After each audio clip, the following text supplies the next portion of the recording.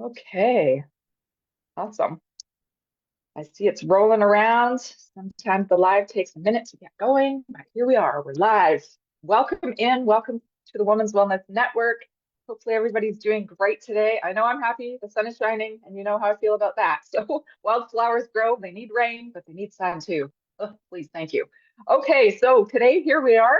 We have a beautiful guest with us, Joy. Hello, welcome in. How are you? I'm great. Thank you so much, Tammy, for having me here today. It's truly an honor to be here. And I love that what you said about having the sun. The sun makes such a difference in our lives. It really does, right? Yes, especially after you're coming out of, like winter and that hibernation season, and you just need some sun on your skin and, even in your eyes, right? Just light you up from the inside out. Oh, yeah, so awesome. Yeah, so welcome here. Why don't you start by, tell us a little bit about yourself and where you are in the world.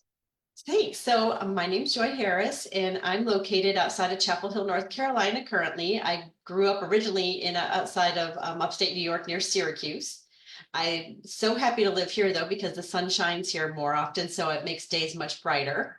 And what I do right now is that I'm a business coach. I was a serial entrepreneur who have started 7 businesses, sold 3, I've closed 2, I still currently own 2. And I realized that it's not easy for everybody to start a business and run a business. And for me, it is because it's my passion, and I get super, super excited when I can help a business owner get unstuck. So that's what I'm doing in the world right now. So yeah, that's so true. And there's so many people out there who are new to it, like me, even myself, right? This page is only just over 4 months old, and yeah, people need to know, what comes next. What do I do? Where do I start? How do I get to B when I'm over here at A? All the things, right? Right. Well, 91% of the population actually has a dream that they want to start a business, and they never do because they don't know where to start. They don't know how, what does it take? And then you have the other people that don't want to work for somebody and have a passion. And so they go out and start their own, maybe a plumbing company or electrical company or something, but they don't know how to do the structure of a business. And so when you don't put some of those things in place in the beginning, you struggle down the road, and you don't know why you're struggling, and you don't know that you should reach out and say, hey, there's got to be someone out here that can help me navigate through these. I call them blind spots. And so those were some of the things that I just get so excited about, is being able to sit down with a business owner and just say, okay, well, tell me where you're stuck. What are you doing now? What do you feel you're doing well? And let's move you through that so you can, grow and expand and maybe either sell or, sell your business. That's always a good goal. Make some money off of something that you grew. Right? Totally. Yes. Oh my gosh, right? It's like you nurture it and you grow it and you discover how to make it the best it can be. And then yeah, sometimes you want to hand it off. It's like you know, your child grows up and they're going to go off in the world and they're out going on their own adventure. So you send your little company off on its own adventure. Yeah, it's exactly the same thing. And sometimes we hold on too tight to that baby, and we don't want to make any changes because we're afraid, because we don't know what's going to happen. And sometimes, as we know, the best things happen when you step through the fear, and there's something so much better on the other side. Oh my goodness, totally. So tell us how did you get into this? Like how did you start even becoming an entrepreneur before? Like what Well, led it you was to that? that's kind of a funny little story. So when I was a kid, I actually didn't realize that I used to play entrepreneur all the time, but I didn't know that's what I was doing, and that because it wasn't nurtured, right? Our parents let us have our imagination and do our thing, but they were never like, huh. Now parents are better about saying, oh, you have a lemonade stand idea. Let's go do it and get them on that entrepreneurial journey. So if you have kids that have an entrepreneurial spirit, please nurture it. Don't worry about their future. Let them do their passion now, because that's what we should have all been doing. And so I never really did anything with it because I didn't have the confidence or thought, what am I going to do for a business? And then I had lunch with an ex-employee who was working in an HOA management company, which I didn't even know what that was at the time. I was working across the street at a periodontal office, and she's like, hey, let's go have lunch. So we went to lunch, and she's telling me about what she's doing, and I'm listening. And then she's like, well, we can't find a good maintenance company. And I was like, I smacked her on the arm. I said, girl, I said, we can do that, because my ex-husband, who was my husband at the time, was a carpenter. And I thought, what a great job for company to have his own company in something he loves to do. Let's start one. She's like, oh, I didn't even think about that. So she went back, talked to her boss. He said, yeah, let's go ahead and try this out. So literally overnight, we started a maintenance company, which was 24 years ago. And I still have that company today. And I actually own it. People are always surprised that a woman can own a maintenance company. For you, that's amazing, right? Yeah. From just like a little idea to Yeah. how long? 24 years, did you say? 24 years. Yeah, that Yeah, is other beautiful. companies evolved throughout that whole process in those years, just from that one conversation of somebody saying, I have a need and I had a solution. So most Wow. businesses provide a solution to somebody's problem. So what problem can your audience solve that they hadn't thought about that they can start a business? And that's why I named my company Joyful Solutions, was because there's always a solution. I just bring a joyful one. So, oh my gosh, I love that so much. Yeah, and that's all it takes is one little spark for an idea to happen. And sometimes people just, they hear the spark, but they or see it and they don't act on it. And then it kind of gets, lost in the background and they put that Sure. dream on the shelf and forget about it for a while, right? But yeah, Exactly. to have somebody like open your eyes and say, "Oh, look it, you could do this." Like that's a big thing. And then it started 7 companies, did you say you've done? Yes. Yep. 7. Mhm. Wow, that is impressive. And to be 24 years in and to be a woman, as you said, right? Like you're leading the way for the rest of us. You're showing us it can be done. It's doable. You're happy, you're thriving, you're making a difference. And Yeah. yeah, so yes, other people can do it too. And I think that's, the purpose of this conversation of the Women's Wellness Network, of any conversation we have here, is to show people, right? You can do this, you can do that, I can help you or whatever, right? 100%, 100%. And I think we do better when we support each other. Oh When my women goodness, support each other in their true gift of what we do is nurture, then there can't be anything but success. right? I mean, Yep, we know how competition. to have a child and nurture a child and grow a child into being a successful adult. Business is nothing. Isn't that true? Because the Yeah. business usually takes a lot less time to nurture and grow than a child does. Well, it doesn't talk back to you a lot of times. So Oh my goodness, isn't that true? Oh my. yeah. So, okay, so there's you in a nutshell, your business. So on a little more of a personal note, I know you have a book I that do. you've written. I Yes. do. Would you like to tell us a little bit about that? Because that would really, you know, show people who joy is. And I think it's super important. Thanks. So, in 2001, I was pregnant with my second child and I lost the pregnancy. He was still what they call a stillborn because I was 7.5 months pregnant, and all of a sudden one day there was just no movement. And when we went into the doctor's office, that's how they confirmed with a sonogram that he had passed. And there was so many different emotions that you go through at that time. And it's a very, the most sad thing you can go through is to lose a child. And especially, I feel like one that you didn't get to know, because I felt like I'm going to miss all the firsts. And I named the book Miss Baby Steps, A Life Without Firsts, because I didn't get to hear him cry. I didn't get to see him walk. I didn't get to see him go to school. I'll never see any of the things that I got to do with my other children. And Right. what I realized was, at the time, I was, mad for a whole day. I was like, why did this happen? This isn't fair. God, why'd you do this? And then the next day, as I was processing, I'm like, what am I supposed to do with this? Because I think sometimes we get handed something that we're supposed to do with to help other people. And so I didn't know what that answer was for a long time. And then the year or so, and then 2021, I was like, I'm going to write his book. I'm going to write his story so that I can share it with others and help other women. Because without having somebody who understands it, it's not something that people can say the right thing to somebody. And that I want to bring awareness around that so that we can have conversations with women who have lost babies and not say the wrong thing, but also give them a space to talk about their baby, because that baby was their baby and it was real. And just because it didn't come into the world and everybody got to meet the baby, it doesn't change the emotion. And in fact, most women just tuck it and bury it, which affects us later on when we bury those hurts and pains. And so I sat down and I wrote the book, and I actually have 3 chapters in the book that are from my daughter. She was 4 at the time, my ex-husband, and then my mom, because it didn't just affect me in my life. And I think sometimes other family members don't know how they can support somebody. So I thought, well, why not have them hear what my family went through?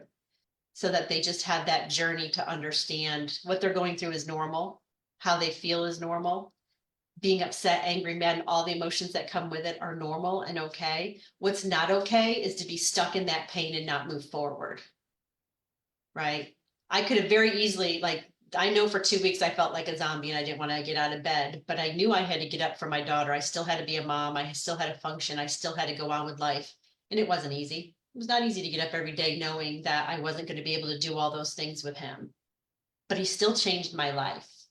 My life at that time was just existing. I was just going through life. I was getting up, getting my daughter to daycare, getting to work, doing my job, picking her up, running home, getting dinner done, get her ready for bed, put her to bed, and then go to bed. That was not living life. We're supposed to live an amazing life. So I made me stop and really analyze my life. And what the saddest part is when I sat down and figured out how much money I was making, and I made good money. I made really good money, but I also paid really good money out for daycare. Do you want to know how much money I needed to make to stay home and make this and be able to be a stay-at-home mom? Oh God. Okay, tell me. $700. I What? paid by the time I paid daycare, gas, food, lunches, travel, all that, I needed to make $700 to stay home Oh, because I never sat and did the math. wow. We think we need a two-income family because, Right. society has said this is all the things you need. But what I ended up doing is I opened up a small daycare at home. I was making $1,100 with my small daycare at home. And I grew my maintenance company because at the time, the maintenance company was just a part-time, side job that we were doing. And I turned it into a full company that hired employees and grew. So Wow. sometimes Wow. those bumps in our lives are God saying, go this way. You're not paying attention. And sometimes it has to be that, oh my goodness, I'm missing out. Isn't that the truth? Isn't that the truth? Yes. And it's, tragedy is supposed to show us something. There's some kind of lesson to be learned, some kind of Yeah. something, whatever it is. And yes, sharing our stories and um, making that available for other people who are kind of stuck and don't know. But I Yeah. just, I feel so, I'm so proud of you. I don't even know you, but I'm so proud of you because you took that time of your life and rolled it into who you've become. And Yeah. you seem to be thriving, you're happy, you're successful. And that's the thing, right? You turn that corner.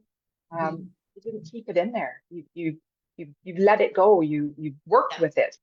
Yeah. And that's And it getting doesn't unstuck. mean, and it doesn't mean that you still don't have those moments. I mean, there's a song, I can't remember who sings it. I've been watching you about this guy with his son in a car and all this. Like, I couldn't listen to that song for a long time without crying because I could just visualize that being my boy in the back of the car.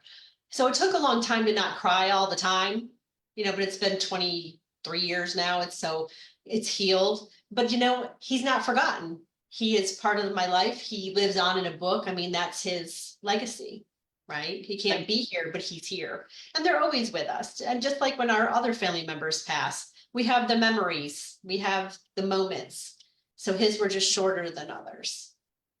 Right. Yeah. It's like the essence, regardless if the person is still physically here with us, their essence, their frequency is still a Mhm. thing. It still is Yeah. there. It doesn't go anywhere. So yeah, Yep. being able to tap into that and yeah, feel proud about that. Think about, oh, if you are watching me, how am I doing? Right? Like, Right. yeah, right?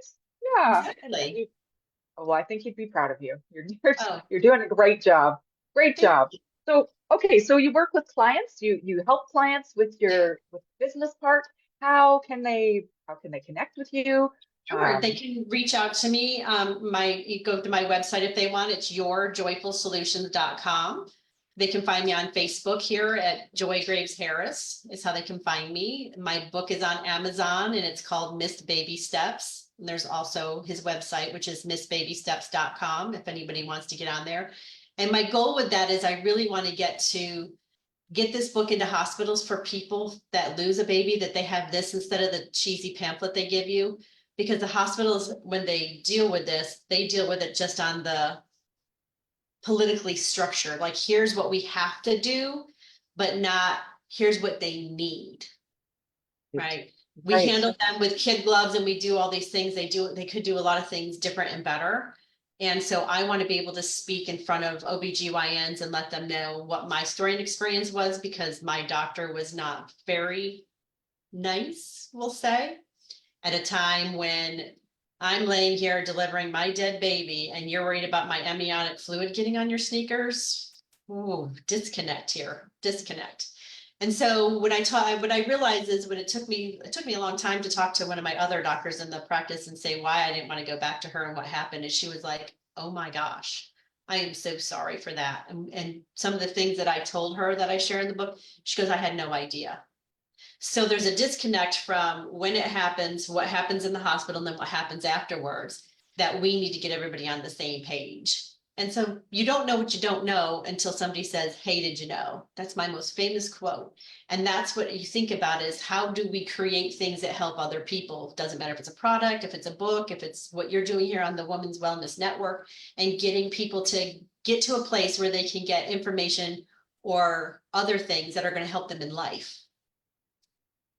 Absolutely. Absolutely. That is what this wellness network is for. It's totally that. Because when I was going through my own health challenges, there wasn't any place, and there was not there was just the regular things that they give you and tell you, and that's it. And they're not helpful. They're not moving you forward in any way. They're just, Yeah. this is what's happening in the moment, and then they leave you, right? Yep. They've done their job, and yeah, you're left hanging out in the wind. And it could be for anything. It could be for a loss like you suffered, for an illness, because after the treatment's over, they shoo you out the door and you're done. But anything can be like that. And I think it's super important for all of us to get together and show how we've healed ourselves, what we've done physically.